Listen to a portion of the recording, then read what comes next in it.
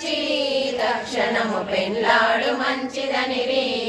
పెళ్ళియే ముఖ్యమైతే బహుళముగా మేమైనా చేతుమయ్యా.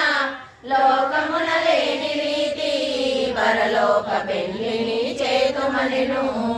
కామాంధకారంబుతో రాజుకు ఏమియో బోధపడక బాలులను మెచ్చుకొనెను. మరియును వావి వరసలు కలిపెను. అటులైన మరదులారా ఒక పూట ఆదిత్యము లేరును.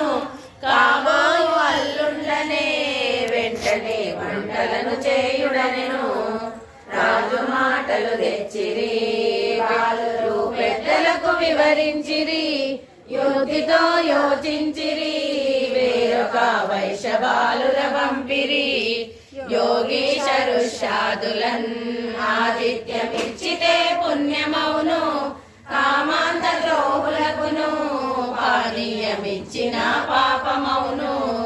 అష్టాదశ పురాణాలు బాలురకు హృదయమున స్మరించెను.